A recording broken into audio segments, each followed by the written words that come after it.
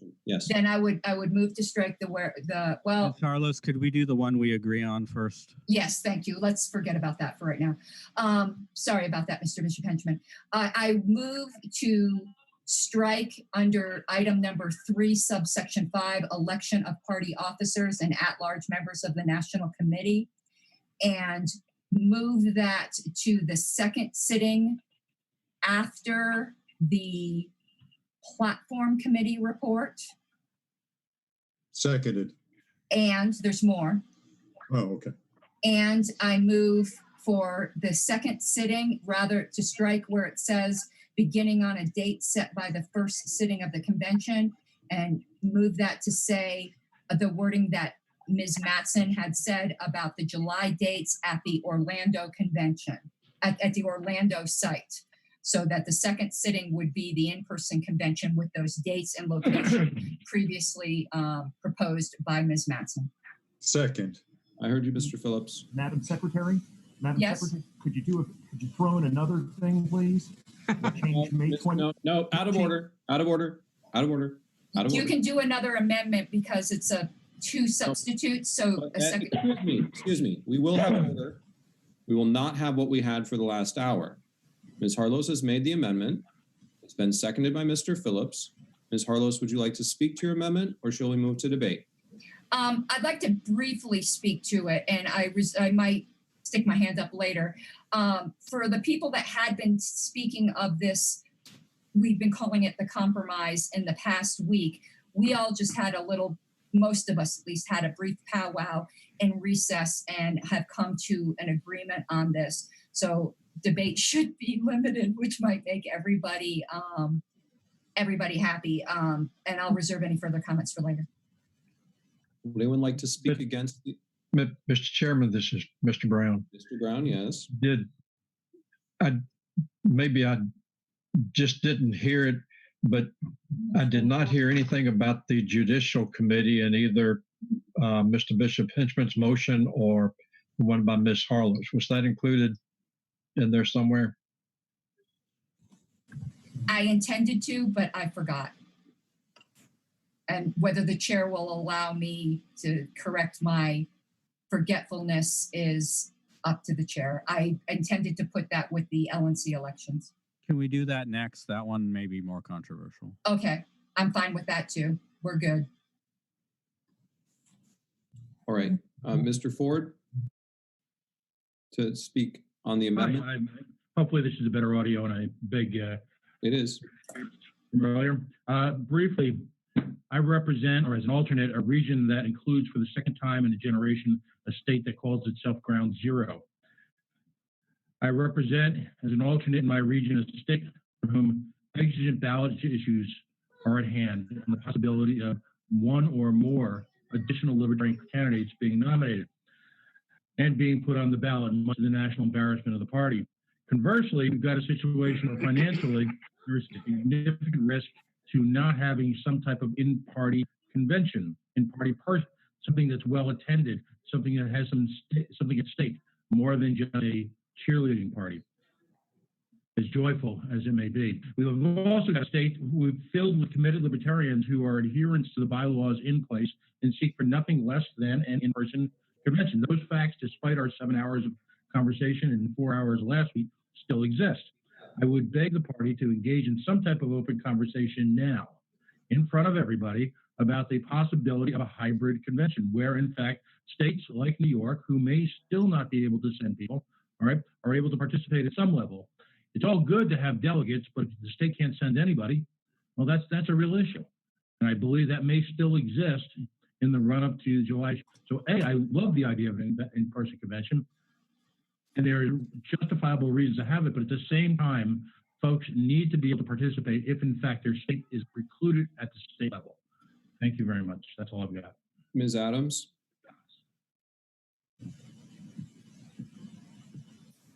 Sorry, it took me a minute to unmute. I'm semi-comfortable with this. I just simply think that there should be no agenda, that this should be an LNC decision for the POTUS and VP nominees, and then ratifying that that decision and doing all of their business at an in-person convention. At that point, I think it takes the rush off all of their business, even if we have to do it in September. But that's where I'm at on this. Mr. Hewitt?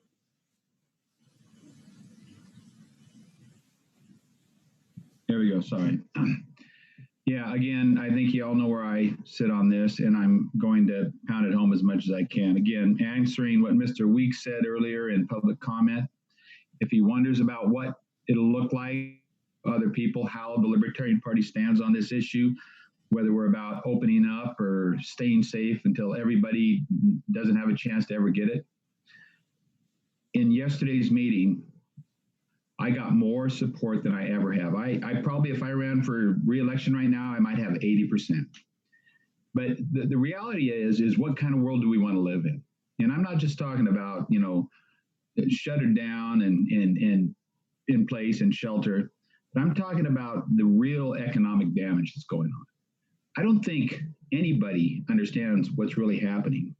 In California, we're going to have a $75 billion budget deficit already. That's coming from Mr. Newsom himself.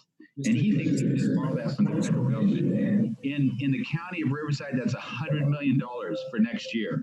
We will be cutting services in ways we never have. But right now, I know that both Republicans and Democrats are looking for people that are dynamic and decisive making, and anybody with an L behind their name that goes out there and boldly stands up for small businesses and everything else, they will be rewarded in a way that we've never seen. So I am totally against anything online. I think we've got a great place. This will happen. I'm almost with 98% surety, because if we don't get going by then, this country's it's not going to be anything to take over. We will be in a total tyranny. So look, if you don't feel safe coming, I get that. I totally respect that. But I believe there'll be a lot more than 600 people there. And I think we need this. We need it for our party. We need it for our candidates that work so hard. They don't want to be picked on the Brady Bunch. This is craziness. So that's the way I stand.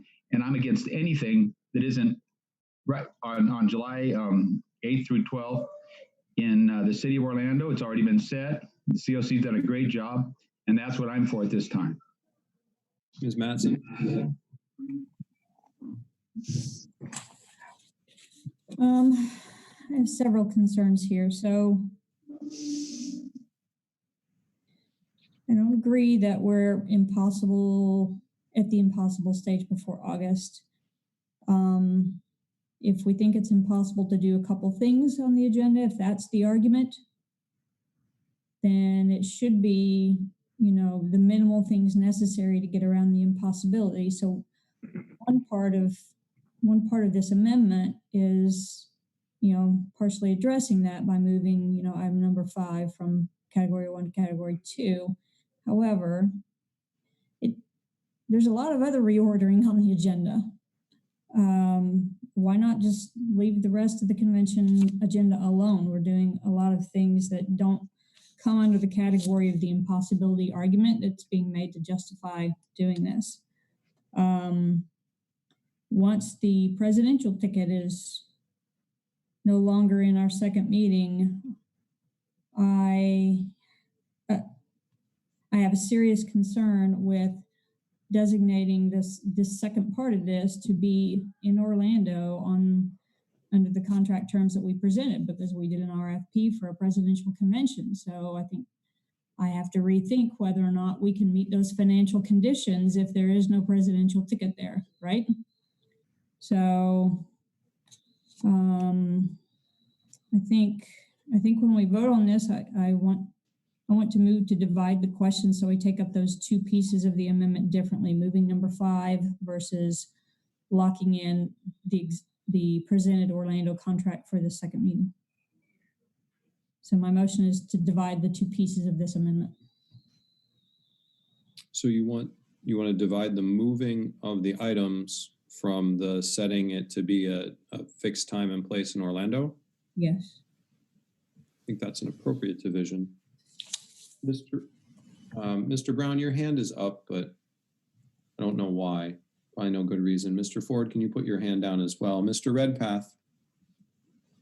Yes, Mr. Chairman, thank you. I just want to say to people, it is regardless of how this goes, and I think we can achieve a compromise here where the presidential ticket will be nominated Memorial Day weekend. I would like to see the date changed to May 23 from 22. So it's Saturday, not Friday. A whole lot of people have to take a day of vacation on Friday. We have a 3-day weekend starting Saturday. The most important thing for the future of this party is let's not blow ballot access. There will likely, we've got ballot access problems to begin with this year because of coronavirus. We have a chance for a great 2020, a great presidential ticket that far surpasses 2016, but it's all going to come to serious risk if we don't nominate the presidential ticket on Memorial Day weekend. And I beseech everyone. I think we're close to a compromise to allow that to happen, to have everything else postponed. It's critical. We can't pile more litigation on our attorney's desk. We can't risk ballot access in a dozen or more states. We have a compromise at hand to have everything else deferred, but the presidential ticket Memorial Day weekend, let's take this chance for a compromise for the long-term good of the Libertarian Party. Thank you. Mr. Goldstein? I just want to address Mr. O'Donnell's concern a few minutes ago. As I said earlier this morning or afternoon or whenever it was, that the convention committee has discussed, and although we have no power to do it, to recommend to the bylaws committee coming up with language that could be passed by the delegates of an in-person convention to allow those states to participate by some form of electronic participation if they are constrained by state law or by travel ordinances that they cannot come to wherever we pick to have the in-person convention. So that has been discussed. It would be up to the bylaws committee, I think, to come up with appropriate language to put before the delegates after the credentials report wherever we That meet. was Mr. Ford. Mr. Ford, I'm sorry. Mr. I've had a glass of wine, so. Mr. Longstreth, then Mr. Bishop Henchman, then Mr. O'Donnell, then Mr. Phillips. Mr. Longstreth. Have you seen Thank you, me, Mr. Mr. Chair? I've seen you, Ms. Harlos, but you've already spoken on your amendment, Okay. Ms. Harlos. So at the Thank- end, if there's, Thank you, Mr. Chair. Worry about what state we're in. Okay, so I made a motion to divide. Ms. The chair- Mattson, is that parliamentary inquiry? Yes. Okay. So I moved to divide. I think the chair agreed that that was acceptable. So are we divided and we're debating one particular part of this? Is that where we are? So I thought it was acceptable to divide the vote, but all of this debate is of a piece. And regardless of how many levels we get into this thing, it's the same underlying question. So if your motion to divide regarding how we, which part we were debating, but if you're saying it's all related, I guess I'm okay with that. I just want clarification. thank Thanks. you. Go ahead. Point of inquiry? Point parliamentary or other? Maybe parliamentary. It seems like we went from Ms. Harlos's motion to amend into now a motion to split. No, there's no motion to split. A division is That's allowable if somebody requests it, but I'm just not dividing the debate. We're dividing the vote. Mr. Longstreth. Thank you, Mr. Chair. I wanted to echo what Mr. Redpath mentioned. Ballot access is the most important thing. This helps ensure that we keep some of that ballot access and saves the litigation, which in turn saves the party some money and that sort of thing. So at the very least, this is essential business. And I think that a good argument can be made that because of those pending litigation that would have to come from this, doing this now prevents that, and that is cost effective and what should be done in the best interest of our party. Mr. Whitehead conducted polling for Region 1, and we had 71 delegates participate in that. And in his second question, we posed various scenarios and allowed delegates to vote by approval voting different options that they approved. The two highest options were 70% were in favor of in-person, 71% were in favor of an e-ballot or meeting to get the president and vice president out of the way. So as far as Region 1 goes, this is within a percentage point of our two top options, and this is the absolutely most agreeable compromise that I believe has been circulated to everybody. And I am very, very much in favor of passing the amendment and limiting it at this point to president and vice president. Just for information's sake, the rest of the LNC by Region 1, as far as elections, was at 53%. So 71% for just president, vice president, 53% for the e-balloting of the LNC. So just wanted to share that information with you. That's how Region 1 will be voting. Mr. Bishop Henchman, then Mr. O'Donnell, then Mr. Phillips, then Mr. Merced. Thank you, Mr. Chair. I've made my case when I introduced it about why I think we shouldn't push off important business, including the elections. That's what we're going to vote on. But I think how I would characterize my approach of being on the LNC is not putting the perfect in front of the good, not putting the one thing I want to force me to oppose every other idea and solution that's put out there. I feel like for the last 2 months, I have come up with lots of different potential solutions to the problems that we've faced and tried to work with everybody, including people that I don't often agree with, to try to find an answer here. So although I'm going to, I don't know whether I'm going to abstain or oppose the particular amendment, I know it's going to pass. And then I'm going to vote for the underlying thing because that's what we need to do for the good of the party. So I just wanted to lay that out. We had a very good conversation after I proposed it. I made my case. I was not able to convince people, and I accept that.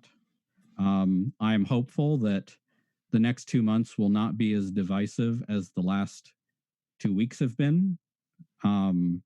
That's my main spirit in offering what I proposed, because I'd like to see us get everything done on the weekend of May 23rd, and then be united with our new officers, our new reps, and our presidential nominees. I also think there's a high likelihood that we're not going to be able to meet in Atlanta with all 1,000 of us, in Orlando as we've anticipated. So this kind of stores up us to revisit that issue again. But I just wanted to lay out where I am and where my thinking is. And I hope, I agree, we're very close. Thank you. Mr. O'Donnell? I just want to make 2 points. I believe Alicia had brought up before that she was uncomfortable with how much this changed the agenda and we weren't addressing all the agenda items. I believe this just shifts what session each thing would be into because one of the items listed is the adoption of the agenda. That's still at the whim of the delegates at the physical convention to adopt that agenda and change it to their desires. And the other concern brought up was the potential interest in the delayed convention if it's not going to include our presidential nomination. I think this actually gives us an opportunity to turn around and make the entire convention about our presidential nominee. We'll get the media coverage for having our convention, and we have a chance. There's our built-in keynote speaker for it. I know Larry Sharp can't be our keynote now because he's running for office, so the convention committee would have to find a new one anyways. If we're going to have a nominee at this point, that's a built-in keynote speaker to build the convention around, to build them up and help jumpstart that campaign in mid-July. Here, here. Mr. Phillips, then Mr. Merced, then Mr. Smith, and then without objection, Mr. Wen. Mr. Phillips. Sorry, I keep forgetting to unmute or hitting the wrong button. I echo Mr. O'Donnell in his concerns or his thoughts about the presidential. I also disagree that there will be any kind of loss of interest, because honestly, I think our LNC elections will be hotly contested this year. So I think that people will show up. I will support this motion and the amendment. This is what I've been working for all week, so thank you. And I will re-echo my call. I hope that I can get some LNC support on at least coming to the convention in July and asking for some form, you guys negotiate it, of remote voting for our delegates that are still having issues. Thank you. Mr. Merced, then without objection, Mr. Wendt, then Mr. Hagan. Okay, so Mr. O'Donnell, Mr. Phillips both pretty much made my main point, which was that in Orlando, or the secondary meeting would still get a lot of publicity if a candidate was chosen. The second point I want to make is that this is a pretty good compromise when you think that if you just isolate the presidential and vice presidential candidate, it really does pass that impracticality sniff test a lot better than everything as a whole because of the ballot access context. And also, I just want to say that it's been an honor to work with all you guys. I know feelings have been pretty intense today, but I'm sending you guys all a big digital hug just to kind of improve some of the air in the room a little bit. Love you, Alex. Mr. Wendt, and then Mr. Hagan. Yes, I had a point of inquiry in regards to the bylaws. Regardless of where the LNC is elected, it is my understanding that in the bylaws that the new LNC will not take effect until the adjournment of the final session under this. Is that correct?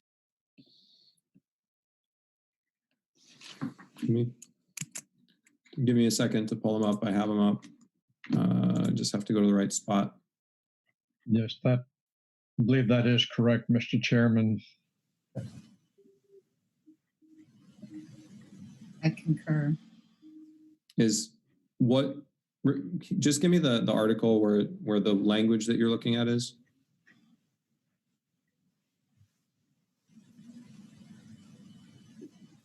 Oh, I'm sorry. Was that directed to me, Mr. Chair? No, these people that say I'm correct and concur, I would like them to tell me what they're looking at where they say that. I'm not looking at anything. It's my understanding the LNC is installed until the conclusion of the next convention. Right, and this is a bifurcated convention, so it would be the conclusion of the convention after all of the business is done. Article 7, Section 3, bottom of page 5. Thank you very much. Also 6.1, it's in two places. Yeah, Article 6.1.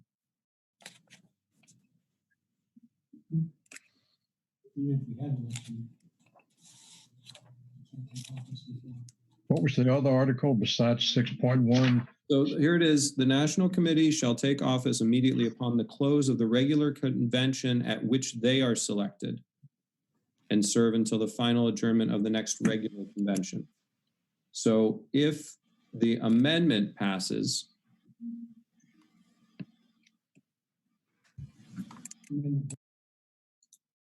If the amendment passes, then it's the conclusion of the second sitting. It yes. doesn't matter whether the amendment passes because this is all one convention. So there's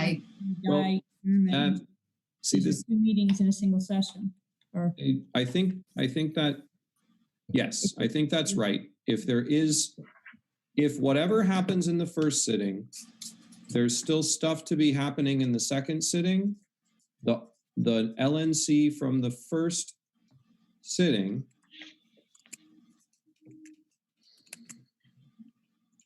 I just want to look at that language again. Because we've never had sittings before. Point of information. Well, just what I'm telling you why I'm having a little trouble with it, because at the close of that first sitting, they would be elected if this amendment doesn't pass. New people would have been elected. And so who is going to serve? I think final adjournment, sine die. Okay. So you would elect so let's say that the amendment didn't pass. You would elect an LNC in that first sitting, but they wouldn't take office until the second one? That's right. Yeah. I mean, it's even this motions has final adjournment of this convention. Okay. All right. That's my interpretation too. Point of inquiry, Whose point of inquiry? Mr. Anderson. Yes, Mr. Anderson. Would it be more accurate or make more sense rather than adjourning the first, that the first would be recessing until the second one rather than adjourning? No, it's called an adjournment. Yes, sir. Yeah, Okay. no, it's still the same convention, but they call it an adjournment, but it's not the same kind of adjournment, which is why they have the same sign and die. Thank you. Mr. Hagan, then Ms. Adams, then Mr. Anderson. Ms. Adams, have you already spoken on this? Or I did have an you- amendment to offer. I think we're too many amendments deep at that point, but we're not here yet. Mr. Hagan. Just call the question on the immediate two amendments. Mr. Hagan has requested that we move to a vote on the immediate two amendments. Is there objection to that? I object because I think that there may be discussion on one. I mean, regarding Orlando, Ms. Matson said. We're going to do them separately. Okay, thank you. Okay. So that was not a procedural objection. So the first amendment we'll move to a vote on is moving item 5, the election of party officers, I believe it was, from Yes, the sir. first sitting to the second sitting, right? Yes. And I don't remember where it was inserted, but Following, it was following the platform committee report. sure. Okay. So an affirmative vote would adopt that amendment so that the election of officers and other LNC members would not be done until the second sitting. We're going to do this by hands if everyone will put their little hands down. I can't see that. I can. Okay, Roll call. thank you. Huh? Who requested roll roll call. call on this amendment? I was just asking. Do you want one? No, it's fine.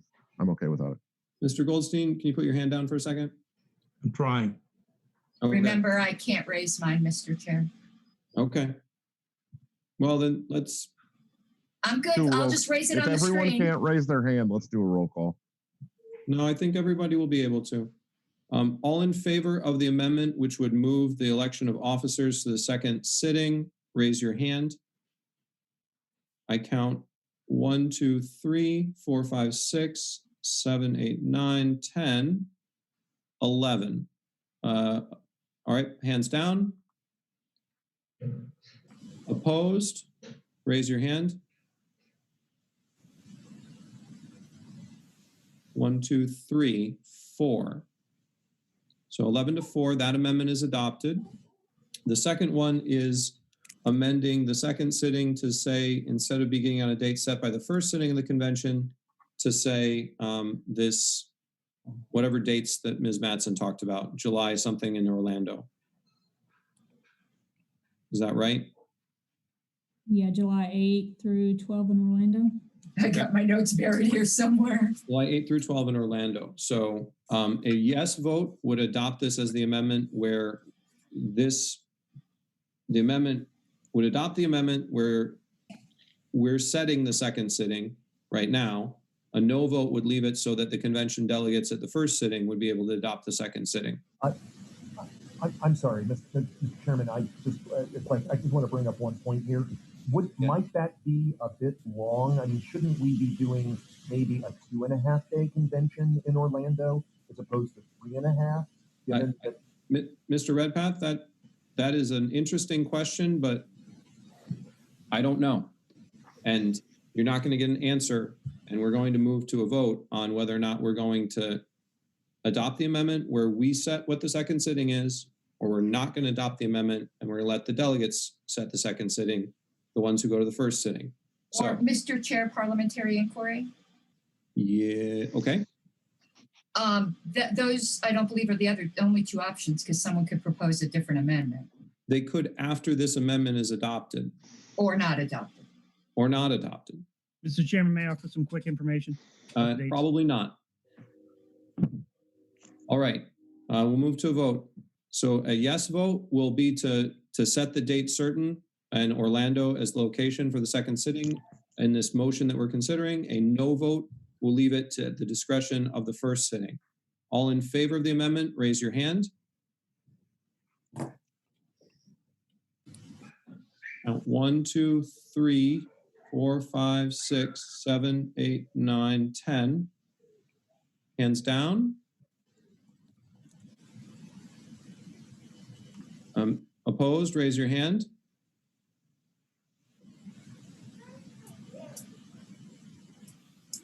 Count 1, 2 opposed, and or 3 opposed. Ms. Harlos, did you not vote? I voted yes. Oh, you were a vote? Okay. So what was my first count that I said? 10. Well, then it was 11. Yes. And it looked like it was 4. Did I say 4? 3. Okay, 11 to 3. 11 to 3. Thank you. People are messing with their hands. All right, so now what we have is we have this motion, which has been amended to have the Orlando dates and place on the second sitting, and to have the second sitting contain the LNC elections. Mr. Redpath, and then Mr. Goldstein, and then Ms. Harlos. Okay, well, thank you. I actually meant to put my hand down, but now you called on me. I would just say that I would move to amend the Orlando dates to state on certain dates within July 8th, 12, so that it's not, so that the ruling is not, it's for sure July 8th to 12, to be set for several dates between July 8th and 12th. So we can address the question of whether we want a 2.5-day convention, which should be plenty for a sitting that does not involve a presidential ticket nomination. Bill, can I suggest you change that to just a 3-day convention between those dates? Yes, that's good thinking. I'll agree with that. I think that's out of order. Oops. Why? I think the delegates will flip out. Because you aren't setting a date.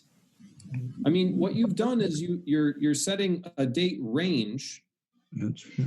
Whatever we adopt is going to get published out, and what. So, I guess I'll tell you why it's out of order. Let me ask it a different way, Mr. Redpath. When exactly between now and the next 2 weeks are you going to give a fixed date for that convention? I will amend it July 10, 11, and 12. That is a Friday, Saturday, Friday, Saturday, and Sunday as the dates of the convention in Orlando. That would be my motion. Okay. Moved and seconded. Redpath, the Goldstein second. Mr. Redpath, do you need to speak to it, or is it pretty simple? I think 2.5 days is plenty of time to take care of the business of the party, does not overextend people. It's one vacation day. It'll be plenty of time to do what we need to do in Orlando. Okay. Mr. Goldstein? Should I yield my time to Mr. Hayes? He's got some information, I believe. If there's no objection, well, actually, you've requested. So if there's no objection, Mr. Hayes?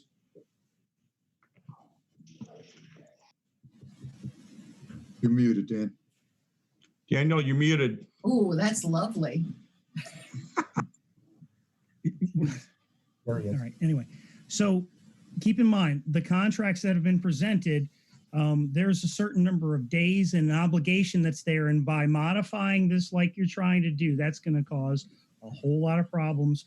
Also, I support the idea of states that are still locked down should be able to participate. Having done that sort of a convention in actual real time on a much smaller scale, when you add that in states like New York, which could be one of the ones, that's going to increase the amount of time it takes to do everything. So I would strongly recommend that the committee not, because we were having all kind of time issues anyway. We've always had problems. So I would recommend not cutting that. If we're going to turn this into a basically, a beauty pageant, or not even a beauty pageant, but a display of our candidate, we can integrate that stuff in during the general sessions. We've got to hit certain food and beverage minimums. By cutting to a 2.5-day convention, we're going to have problems hitting our room night numbers. We're going to have problems hitting our food numbers. I'm done.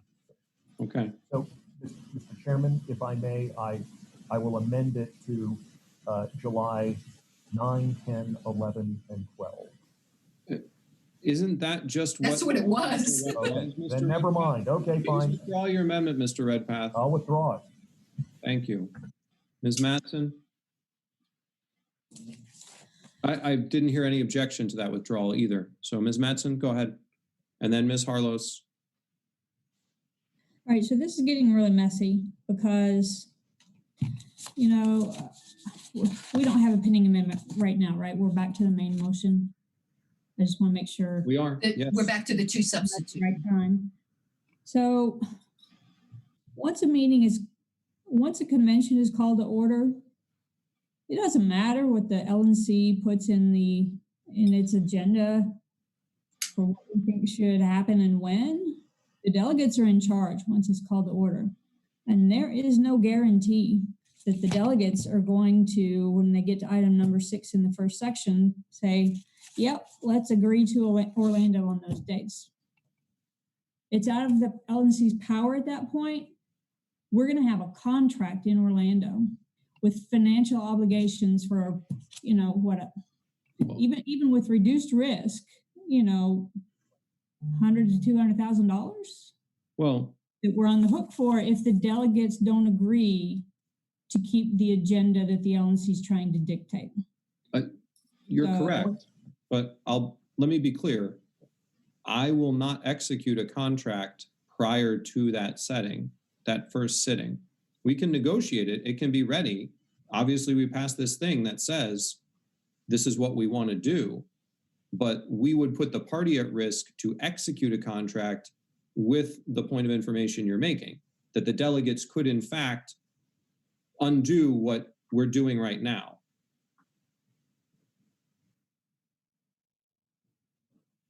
Yeah, and you know, everybody's saying, well, we don't like all this uncertainty. Well, that's an awful lot of uncertainty. And then the convention committee has to scramble. We have to wait till the end of May. Well, 2 weeks. Spots are still open, you know. There's no guarantee that delegates are going to go along with this. They may just bulldoze ahead, say, we're doing our full agenda, have at it. So once this body opens that door, you can't close it. So I just don't see how we think the delegates are going to do what we want them to do. This is not a binding agenda on them. They can amend it. It's even in this proposal, adoption of agenda. They adopt a different one, right? They say, we are the convention, we control this. So this is just an open door to an all online convention because there's no contract. So I think doing the risks of this, you know, I can't support this even if I agreed necessarily that it's an impossible situation. The structure may not turn out like you think it's going to. Ms. Adams, then Mr. O'Donnell, then Mr. Phillips, then Mr. Smith, then Mr. Hagan. I have a substitute motion. Would now be an appropriate time to offer it. I believe we are just considering voting up or down on this, correct? No, we have two motions competing right now. There's a main motion and a substitute. We're debating the amendment on the substitute, right? No. The amendments on the substitute are done. So Right. It's main motion and substitute.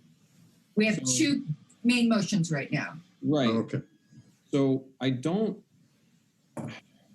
think it's in order to move a substitute while you have two other you have a main and a substitute. I don't think that's in order. Right. We have to Mr. clear the Phillips? deck. But she could say what she would substitute. No. Or amend. We're not doing this. You did this to Alex. I didn't like watching it. Mr. Phillips? I understand Mrs. Mattson's concerns, and I actually was going to address that anyway. So it's perfect timing. And honestly, I'm just going to say flat out, I don't care. If the delegates make an amended thing, then that's the voice of the delegates. That's not our voice. That's the voice of the delegates, which is all I care about. And so I just don't care. Thank you, Mr. Phillips. Mr. Smith, Mr. Hagan, then Mr. Redpath. Mr. Smith? Sorry, I didn't realize my hand was up. Okay. Mr. Hagan? I'd like to move It's to not amend. though, John. It's just the voice of the people in the online setting. Excuse me. We will have order. Mr. Hagan? Like to move to amend. In what way? in the second sitting, after the Bylaws and Rules Convention report, insert, pull from the bylaws, fill in vacancies of the Judicial Committee. There's a motion to amend to add fill vacancies of the Judicial Committee in the second sitting after the Bylaws and Rules Committee report. Is there any objection to that amendment? Yeah, I'd put it in a different spot, but that's fine. I'm not going to bother. I'm good. Is there any objection No. to? Okay, I didn't think there was any objection to that amendment. So that amendment will pass without objection. Mr. Redpath? Yes, again, we've worked strenuously to reach a compromise here. I call the question. Mr. Redpath would like to move the previous question, close debate. I don't anticipate need for more debate. Everyone, I think, has spoken at least twice. Mr. Chair, sorry. Does it still say May 22nd or 23rd? Somebody talked about maybe changing that. It does still say May 22 is when it begins. However, let me just at least.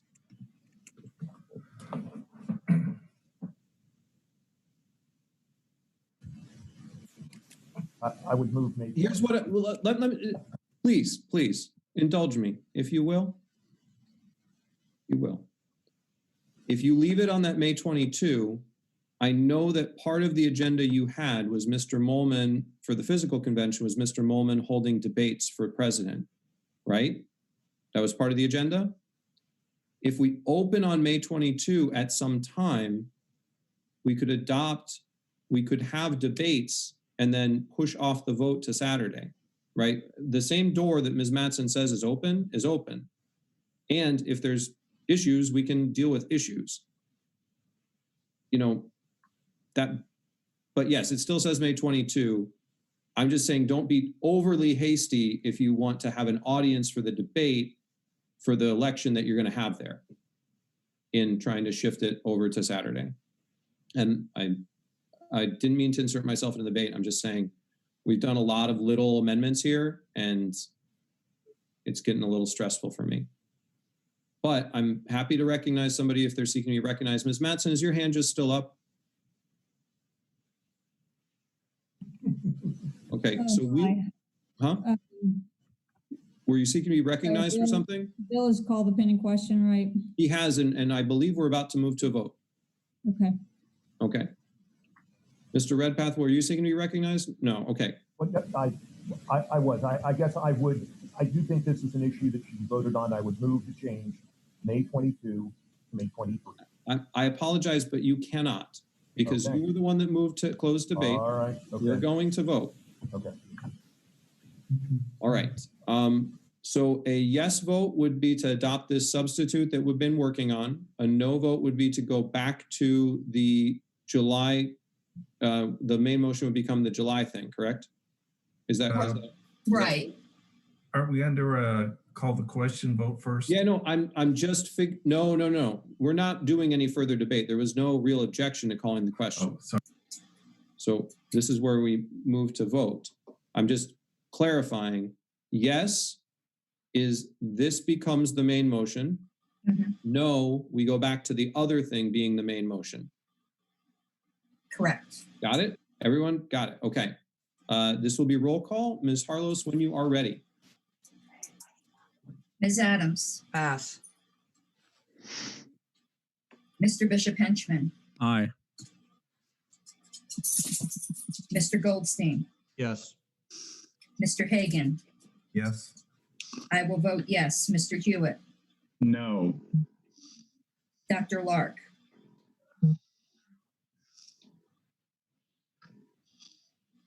Aye. Dr. I said aye. I'm sorry. Aye. Okay. Aye. Mr. Longstreth. Aye. Ms. Mattson. Oh, no. Mr. Merced. Aye.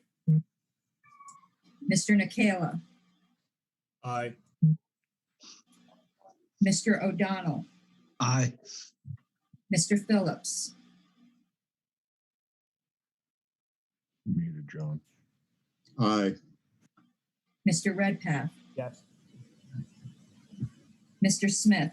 No. Ms. Van Horn. Yes. Ms. Adams. Abstain.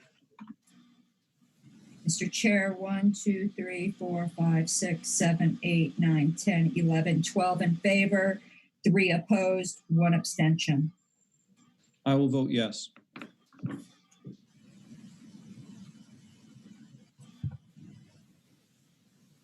All right, we are now at the underlying motion, and so this is just the vote on the underlying motion. Is there anyone who wants to move any amendments? Yes, this is Bill Redpath. I would move to amend, to change the date from May 22, which is a Friday, to May 23, which is a Saturday. I was actually looking for Ms. Adams because I know that she had been holding an amendment. Okay, sorry. Go ahead, Ms. Adams. Yeah, I've been holding an amendment at this point. I don't even know how much of it is still germane. My amendment would have read, the LNC hereby calls for an in-person convention to be held in Orlando, Florida at Shingle Creek, held from July 8th through July 12th. Prior to this convention, the LNC will hold a preference poll for POTUS and vice POTUS only from among the delegates in a manner that mimics those outlined in the convention special rules of order, Rule 10, and will fill the vacancy under Article 14, Section 3, and submit that to the in-person convention for ratification. Such poll should be conducted no later than June 8th. And I'm open to it starting earlier than that and simply ending on June 8th.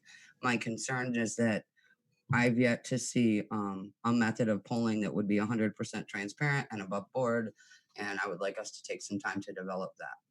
Ms. Adams, well, I'll ask, is there a second for that? Second. There's a second from Ms. Harlos. Ms. Adams, do you need a long time to speak to it? No, sir. What I just said, I feel like I spoke to it there. I hope that it's pretty much self-explanatory. I'll be happy to answer questions if anybody wants to know my rationale, but that's it. I would like to just proceed to a vote on it. I believe a lot of people have talked about a lot of things, and I don't think you're going to get a lot of change. Ms., is there any objection to just proceeding to a vote? Yes. Yes. Okay, then we'll recognize people. Ms. Mattson and then Mr. Bishop Henchman. I've been Are you there? You're fading into the background, Ms. Harlos, but I'll put you after Mr. Bishop Henchman. Thank you. Sorry. Ms. Mattson? So I'm going to support this as an alternative to the main motion we've got right now. It's less terrible.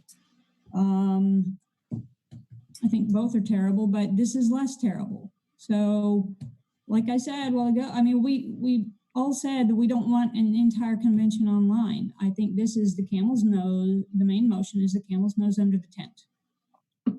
And it's going to become an entire convention. So I support this option rather than the camel's nose under the tent because I don't want a convention called to order. We're repeating the same arguments, Ms. Mattson. We're not going to do that, please. I don't think I am repeating. I don't believe Ms. Adams mentioned this aspect. No, So you're repeating the same disagree. arguments you previously made during the debate in this session. Mr. Bishop It was Henchman. on a different question. I object to the chair trying to shut down people while they're talking. I think it's ham-fisted. I agree. Point of order, is that an overruling of the chair? I don't think it's, I believe it is an I objection. mostly finished my noted. point. He was just bullying me a bit. Mr. Brown?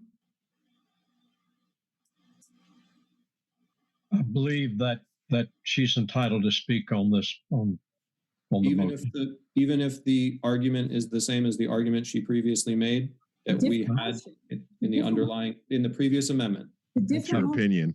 I'm asking Mr. Brown, please. I think so, yes, because that was a previous motion. It was some time ago. I think she has the right to speak again. It's this motion, because now we're adding an amendment to this motion. We amended it, we came down into it, it's the same motion. It's a different circumstance. It's a substitute motion. No, I'm not taking comment, I'm asking Mr. Brown. Yeah, my opinion is she should be allowed to speak on it. Then Ms. Matson, please go ahead. Well, like I said, I made my point, and all this argument has been whether I should have made the point that I already made. So I did. Mr. Bishop Henchman, then Mr. Smith, and Mr. Redpath.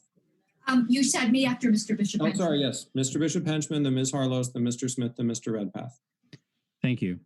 I did explore this option, and it seemingly does the same thing as the motion that I proffered, but with one big significant difference, and that's we would not be, well, there's two significant differences. One is we would not be nominating our nominees in convention, and I'm told there are about 25 states that have language to that effect.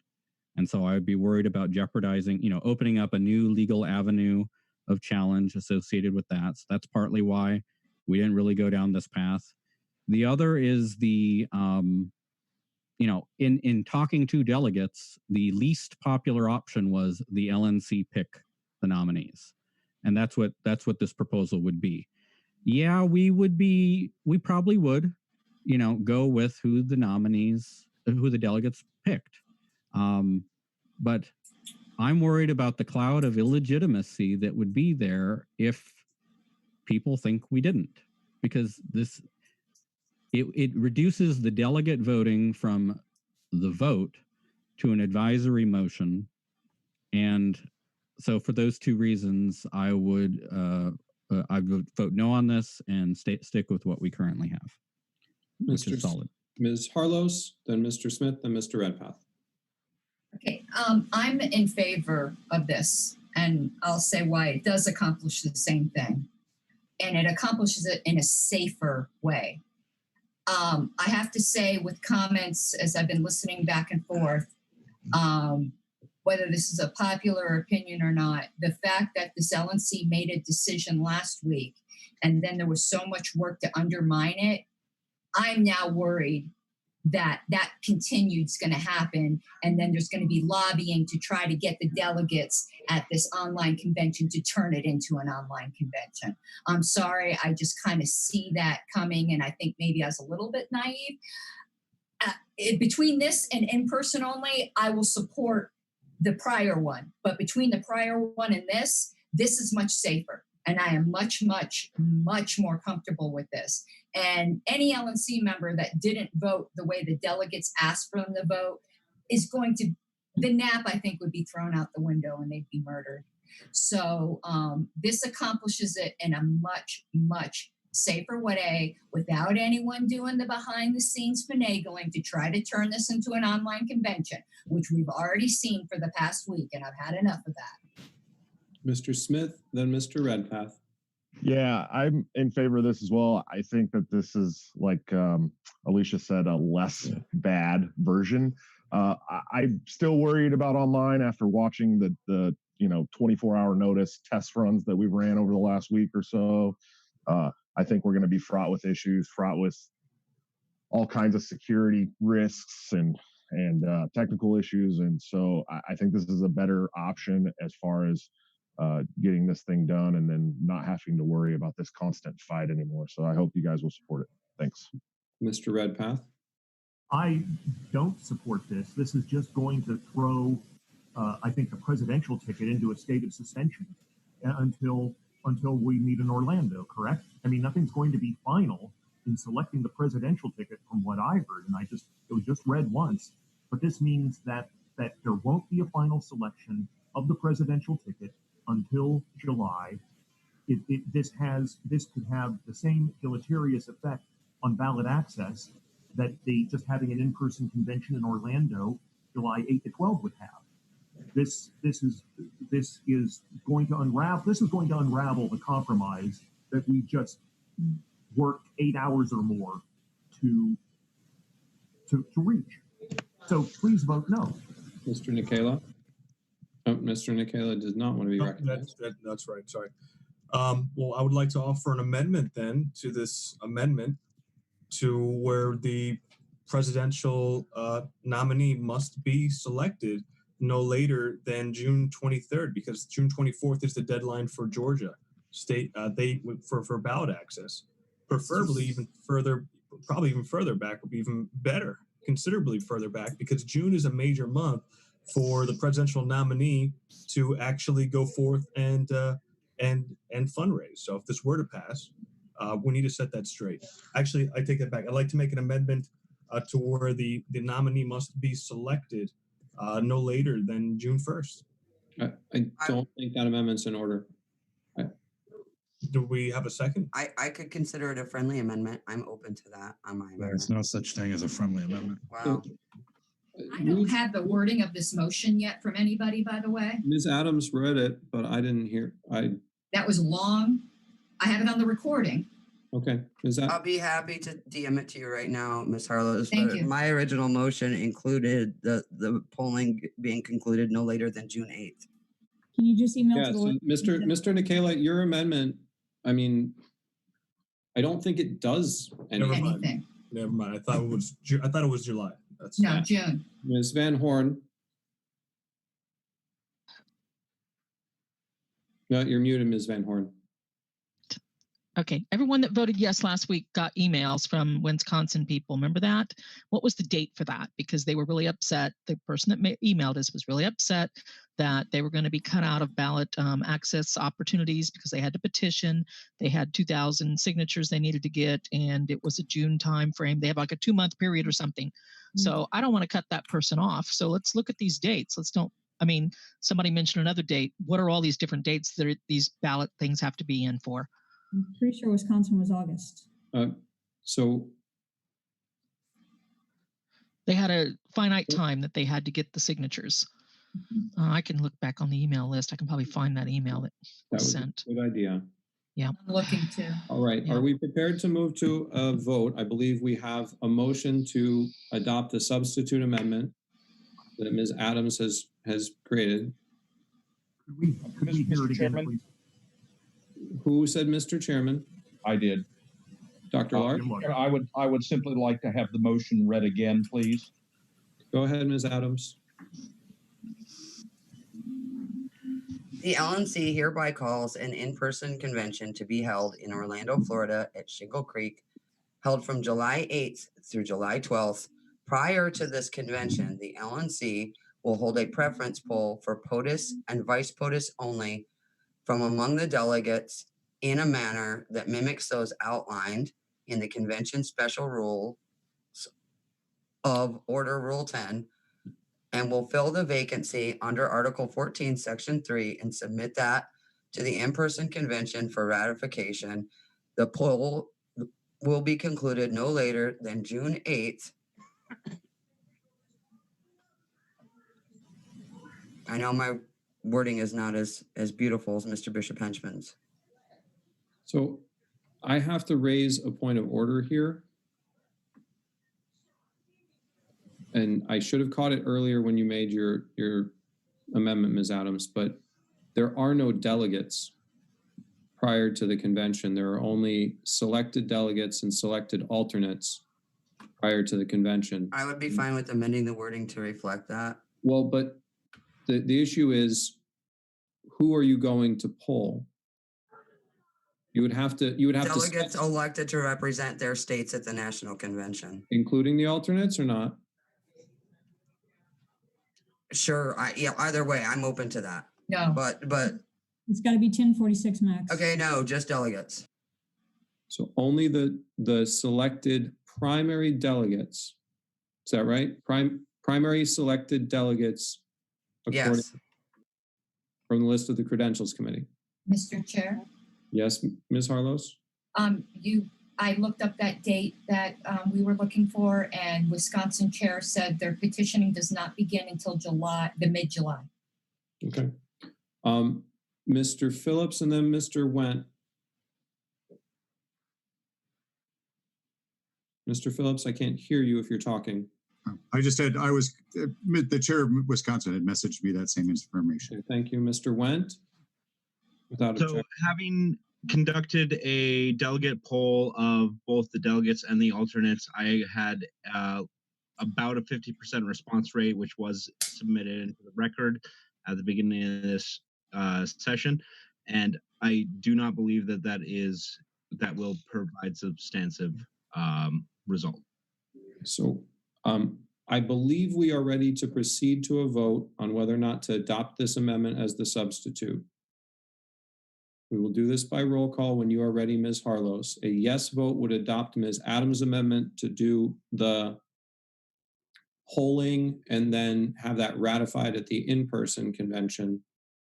A no vote would be to get to a vote on the underlying motion that was primarily the compromise one.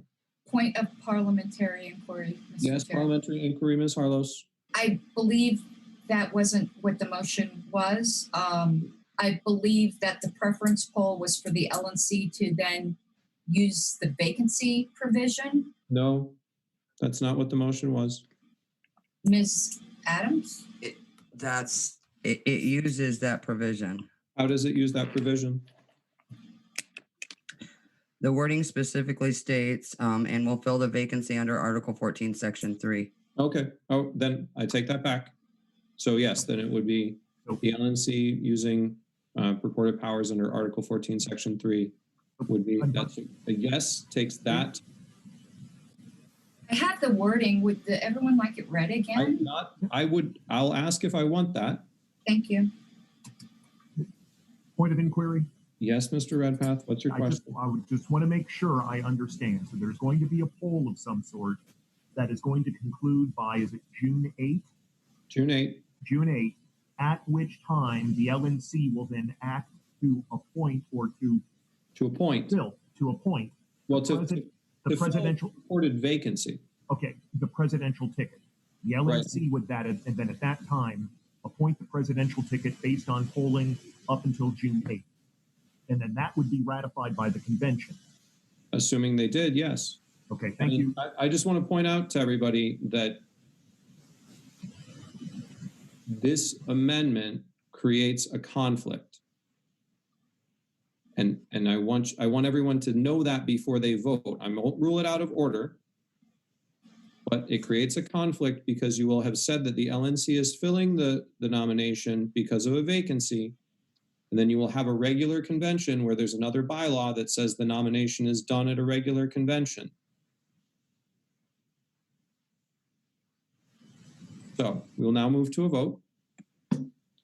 All in favor of adopting this as the regular amendment, we'll do this by roll call, or as the main amendment.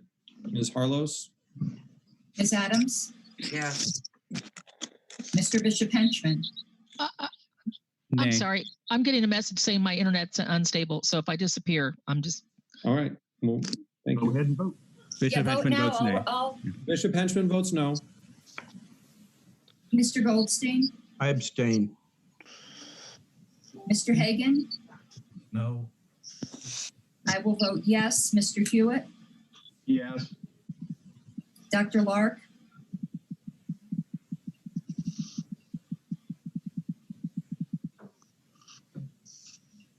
Dr. Lark?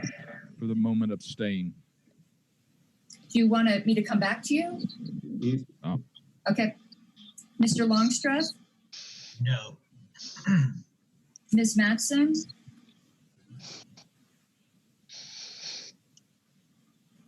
Ms. Matson? I vote yes. Mr. Merced? No. Mr. Nikela?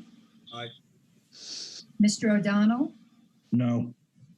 Mr. Phillips? No. Mr. Redpath? No. Mr. Smith? Yes. Ms. Van Horn? No.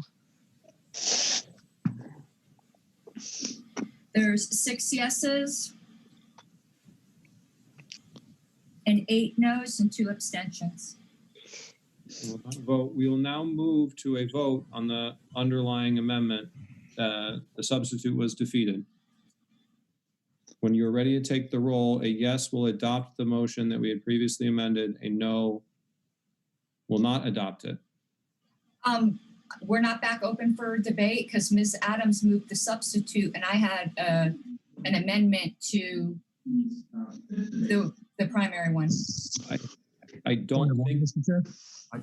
What's the point of order? more of a point of information for the whole board. If anybody was hoping to catch the presidential debate tonight, it's already started, so we may want to wrap this up quickly or more quickly than later.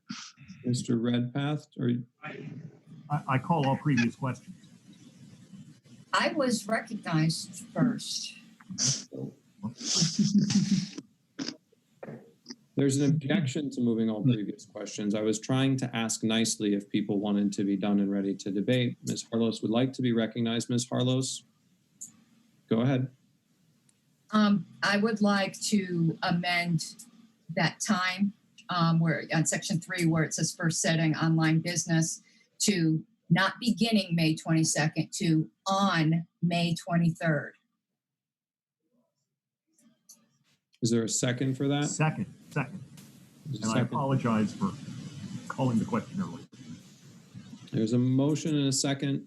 Would you like to speak to it, Ms. Harlos? I would. Go ahead. I believe that the presidential debates could still be had on the 22nd. They're not necessarily an official part of the agenda. I don't like this beginning language. I see this beginning language as a way to be encouraging people to try to shove a whole online convention. I think it should be a date certain. So that's why I changed beginning to on and why I changed 22 to 23. Okay. Mr. Wendt. And then Mr. Bishop. Yes, I just wanted to make a quick point of, yes, I do know that the Libertarian Party of Kentucky's debates have just started, but I believe that this business that we are conducted in is of more germane relevance. So I think that we must see this through to the end for the sake of our delegates. Thank you, Mr. Bishop Henchman, and then Mr. Merced. Thank you. The reason I put beginning on, a day is because I don't know how long this is going to take. Back when, it seems like centuries ago when we were working with the convention committee to figure out voting processes, our working assumption was that presidential would be 7 ballots. I don't know whether it will be, it's anybody's guess on that. I don't think we will get through 7 ballots on one day, which is how this language now reads. I think we should have a beginning date. If we want to do an end date certain, okay.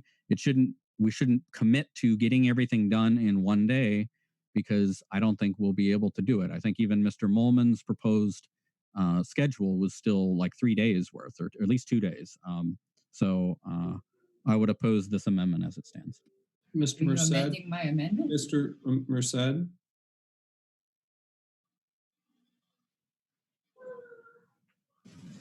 Mr. Merced, your hand's up. I call the question, sorry. Mr. Merced moves the previous question. We'll move to a vote on the previous question. Hold on, can I get just because we've done so many things. I will tell you what's going to happen. Thank you. Well, I just want the amendment too, please. Yeah. Wait, you want to get an amendment? No, I want to know the dates on the amendment. You want to know what? Yes. Okay. So the current language reads beginning May 22nd. And if the amendment's adopted, it will say on May 23.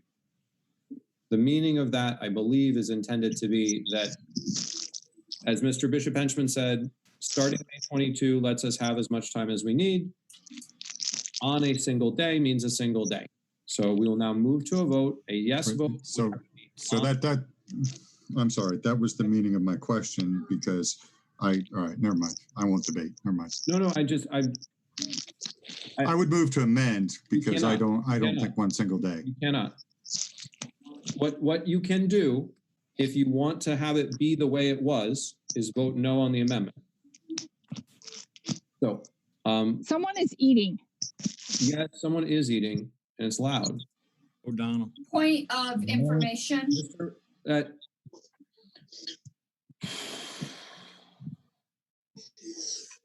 Please, everyone, mute your mic. O'Donnell, mute your mic. Ms. Harlos, is this important information to have before the vote? Yes, sir. Okay. What do you need to know? Can the delegates extend that if we don't reach a result on the 23rd? That would be a ruling that I would have to make in the convention. there's an argument that they cannot extend it past the day if it says on. I mean, there is a pretty strong argument for that, because then someone could say orders of the day. So my interpretation is that if you make a call that says it's going to be all on a day, then you have this prejudice to delegates who wouldn't be available for the day after. But if you make a call that says beginning on a day, then you're saying we're going to get the stuff done. In the same way as that if we made a call for this meeting to say that it was going to last from noon until 2, that would be somewhat fixed. But we made a call that said we're going to get our business done, which is why we're still here at 8:06. We extended last meeting. I know. I'm just saying that's why we're here. So I don't see how the LNC can lock them from extending. That's the reason that I'm fuzzy on it. Like, I'm not giving you a super hard thing. I'm telling you what people are going to expect. And that is all the information that we'll have. We're going to go to a vote. A yes vote is going to make it on May 23. A no vote is going to leave it at beginning May 22 as originally drafted. Mr. Chair, I believe you first need to vote on the previous question. Well, no, what previous question? There was somebody moved the previous question, but you haven't yet voted on it. Moved what? Moved? Yeah, but they moved to close debate on the amendment, Nick. Right, and you didn't ask if there was objection or anything. Oh, I'm sorry. I apologize. You're tired, I get it. Is there any objection to closing Yes. debate on the amendment? Okay. All in favor of closing debate on the amendment, please raise your hand.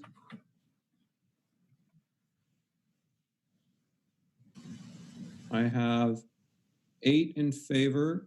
All opposed, please raise your hand.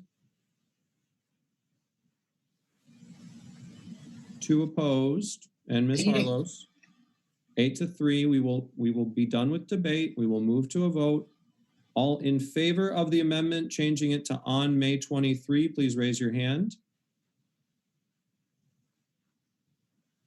I count 2. Ms. Mattson, were you a yes or not? I just count 2. Okay. All opposed to the amendment, raise your hand. Fails 2 to 10, to 11, 2 to 11. God, you guys with your hands, please don't do that. Whatever you're doing, don't do it. Can we now move to a vote on the underlying motion? I have another amendment. As a privilege of the body, if I can explain why the hands seem to move late, there is sometimes a lag time from when I try to move my hand to when it happens. Okay. People are trying to move a little faster, but it doesn't happen immediately. Okay. My frustration was not with them not coming up fast enough. It was with them going up and down. Ms. Harlos, you will be recognized. I would move to amend to be on May 23rd and May 24th. Is there a second? Second. Who was the second? Joshua. Okay. Do we need to debate this, or can we move to a vote on it? Seeing no. Chair, I'll just say the same thing that I said before. I think we've got to have enough time to get this business done. You can't do it in 2 days. Okay. We got issues. So I don't think we need to debate on it, because I think everyone has said what they need to say. So we'll move to a vote. I'll just say, I mean, we've spent a day debating this, so we need more. Okay, so we will move to a vote. A yes vote will be to adopt on May 23 and 24. A no will leave the language as originally drafted beginning on May 22.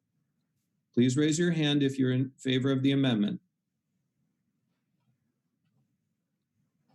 I count 5. I count 5 in favor. Lower your hands. Please raise your hand if you are opposed to the amendment.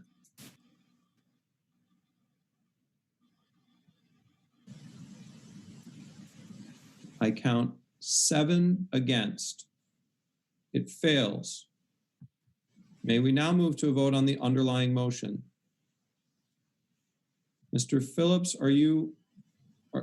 I'm sorry, and I know everybody's frustrated. I would make an motion to amend to beginning no earlier then 6 p.m. Eastern Standard Time, or, I'd be amendable to changing that time.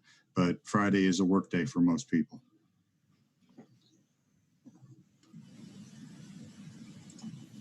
That's 3 Pacific, though. That's why I said I'd be adjustable to the time. Why not beginning on the 23rd? Can we not do crosstalk? The amendment would be in order. What I would ask, please, we have done this 4 times just to mess with the date. All this says that it begins on May 22. That leaves us at liberty to schedule it as you suggest, Mr. Phillips, without having to go through the amendment process. We're not gonna put it to start at a time that's inconvenient for people. I hope we wouldn't, but we don't have to say it. But if you want that amendment, I will withdraw the amendment if the body thinks that we will do that. Yeah. okay. Can we move to a vote now? Please. On the motion? Ms. Harlos, when you are ready to call the roll. Okay, I'm as tired as you are. I'm confused. What are we voting on? We're voting on the thing. Oh, the thing. The actual thing, yes. Ms. Adams, No.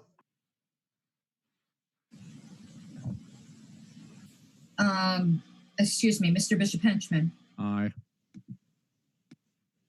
Mr. Goldstein, Pass. Mr. Hagan. Yes. I'm going to pass. Mr. Hewitt.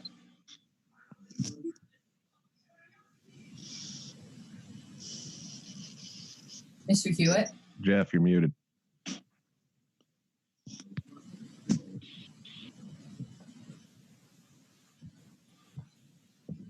I do not see Mr. Hewitt. Go on. He's not here? Go on. I do not think he's here. Okay.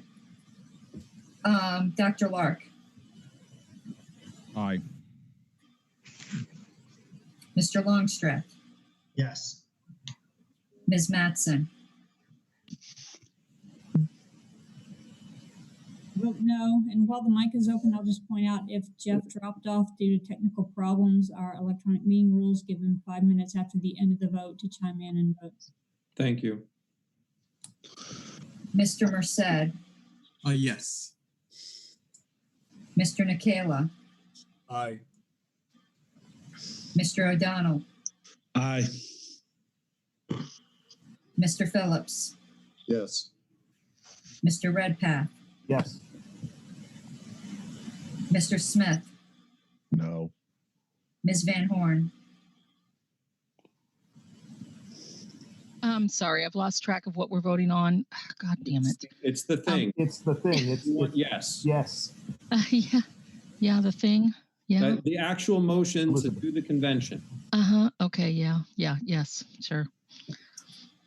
Okay, Mr. Goldstein, I vote yes.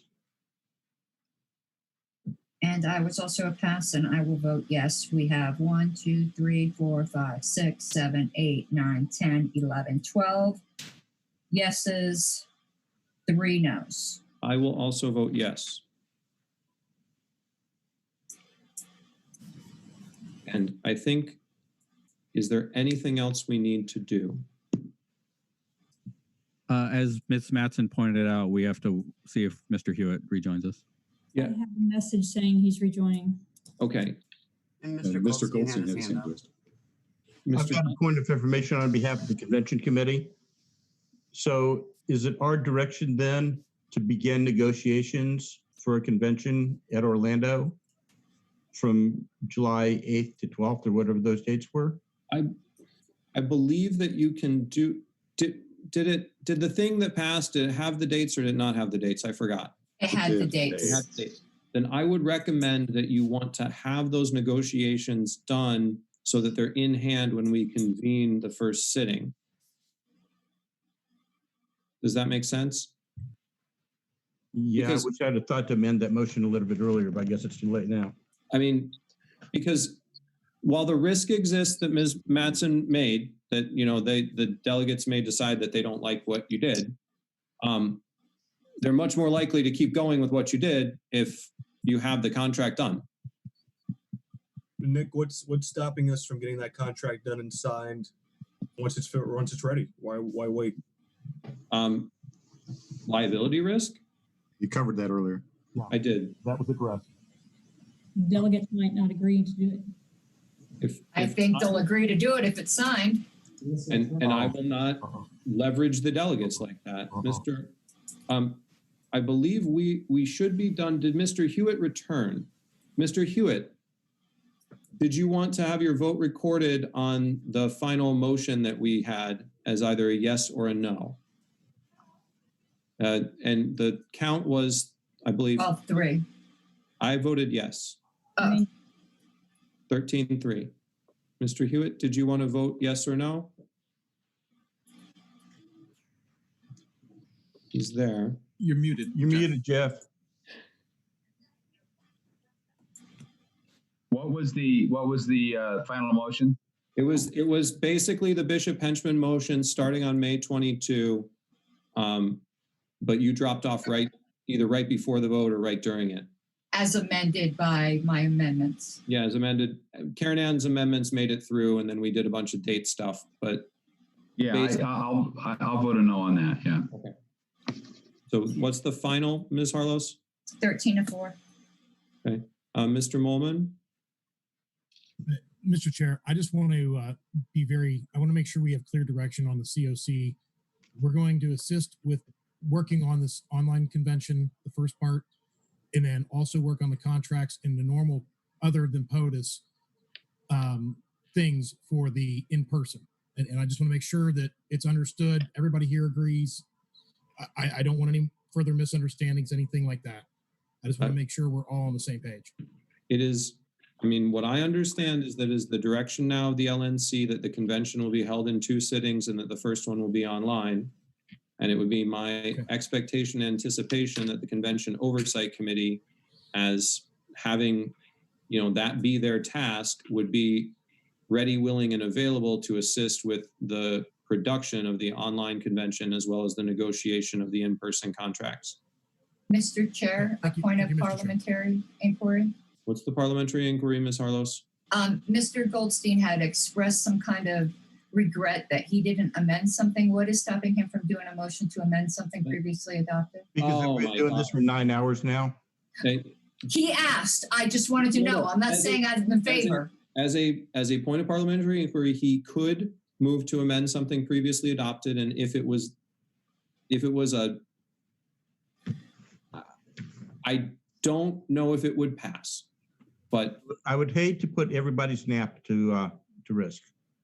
I think this is important, so I'd be here. I mean, I'm here. Mr. Goldstein, just tell us what your amendment would have been. My amendment would have been to take the line that says the second sitting beginning on a date set by the first sitting of the convention and replace it with second sitting beginning on July 8th. It already says We did that. It does? Yeah. Yeah, where have you been? Oh, then how come we can't sign a contract before the... I don't want to sign the contract when the delegates could not want to do the thing. I don't want to lock in the delegates and look like we're leveraging them. But that's what we do all the time anyway.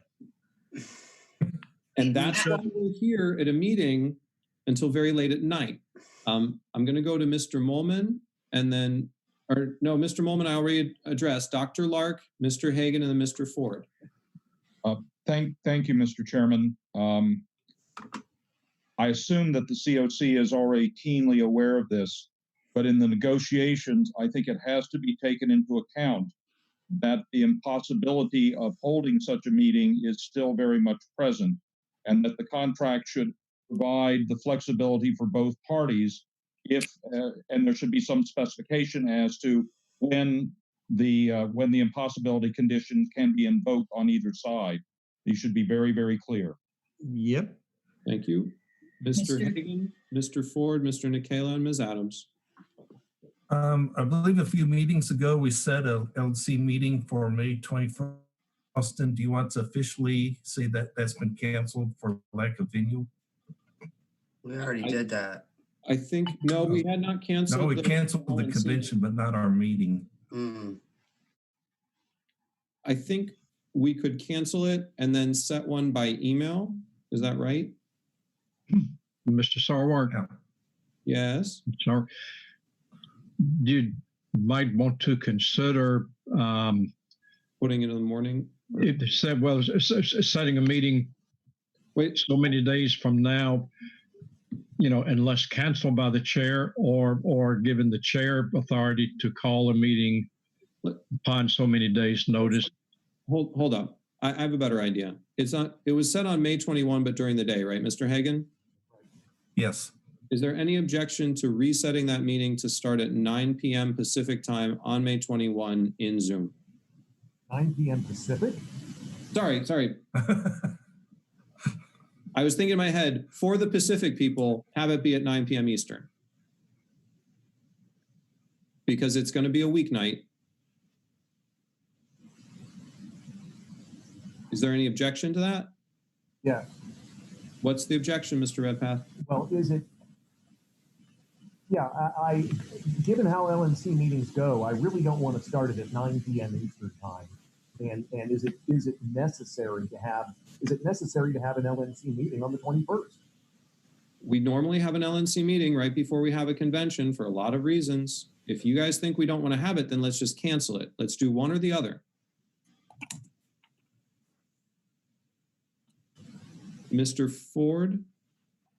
Mr. Shark, a number of folks have messaged me. If perhaps as an exclamation point at the end of the meeting, you could state in summary exactly what was passed tonight. There are a lot of folks out there in the gallery who are sort of lost.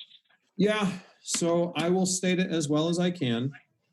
What we did was we reconsidered the previous motion to postpone to an in-person. We did a lot of debate, a lot of information, a lot of back and forth. And at this point, we're going to have the 2020 convention is going to have a first sitting that is going to be done as online business beginning May 22nd, 2020, in which there's a first part of the agenda, call to order, credentials committee, adoption, nomination and balloting for party candidates for president and vice president, then adjournment to the second sitting, which is going to be July 8th through 12th, I think, in Orlando, and we'll have all the other business of the convention. Thank you. Okay, Ms. Van Horn. Yes, and one of my members wants to know how soon we can get this in writing because they want to actually see what we're trying to do here. I mean, it's as soon as the secretary can mark it up, or Mr. Bishop mentioned, yeah. Okay. Shortly. Mr. Phillips, and then I'll come to you, Ms. Harlos. Mr. Phillips, you muted yourself instead of unmuting yourself. I would move to cancel the meeting on the 21st. I don't think we have any need for it. Motion to cancel the LNC meeting on the 21st. Is there any objection? Hearing no objection, it is so canceled. Ms. Harlos? Yeah, I would just like to say that a lot of us made compromises here, and I truly, truly hope that there's no maneuvering to try to undermine this, that everyone, please don't. Let's continue this piece. Thank you, Ms. Harlos. Ms. Mattson, and then without objection, Mr. Hayes. So as we were amending the motion, I was trying to keep up, and maybe I didn't get anything, but is there anything in this motion that establishes protocol? It just says online, and we haven't said how. It's going to be according to the bylaws and the convention rules that we already have, and we're going to do them as best we can. I'm going to chair it and try and have it be as good as it can be. A Zoom webinar while we're locked down like the other meeting? Is it going to be? No, Ms. Mattson? Going to be. Ms. Mattson? Yeah. We're going to have a number of these things. We have substantially changed it from the webinar form that was on Tuesday night. I am getting a little bit frustrated because there are a lot of people who are complaining about the tool based on only seeing a first look at the tool before any configuration was done. And so I would ask for the grace that please attend a session where you use it in the current form and then tell us what needs to be improved about that. Don't presuppose. My point is the LNC has not picked a manner. We have not picked a manner. We have convention rules and bylaws. We will attempt to follow them as best we can. We haven't even said if it's a Zoom or something. Miss, Just saying. It seems to me like Ms. Madison is correct. Is there any further business? Yes, Mr. Chair. Ms. Harlos. I'm just asking, as you guys start to make these plans, please do include the party secretary in that, because I echo everything that Ms. Mattson just said, because I don't know what I'm supposed to do. I know we're going to vote, but I'm responsible for this, and I felt completely left in the dark, and I just hope that that doesn't continue. And I'm going to be asking Ms. Mattson's help, so all of her concerns are my concerns. Is there any further business for this meeting? Move to adjourn. Who is seeking to be recognized? I am. Mr. Phillips? I would ask on behalf of my state chairs that we get much greater notice of the practice sessions, please. I've heard this request from 3 different people now. It has been heard, okay? Is there any further business? I had had my hand up and the chair said I could be, or ask. Yes, I did actually, Mr. Hayes. Go ahead.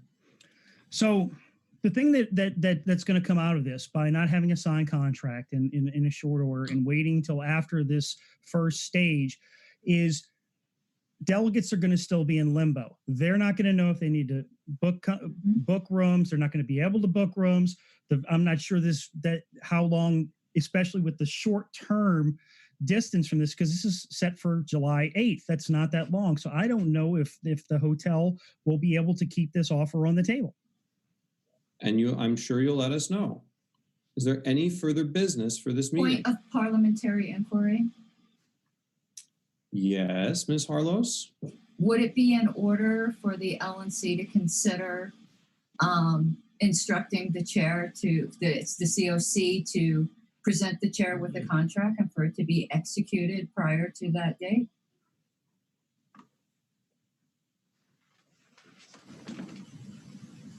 I don't think it would be in order at this time. Can I ask why? Because you can't instruct me to execute a contract that isn't completed.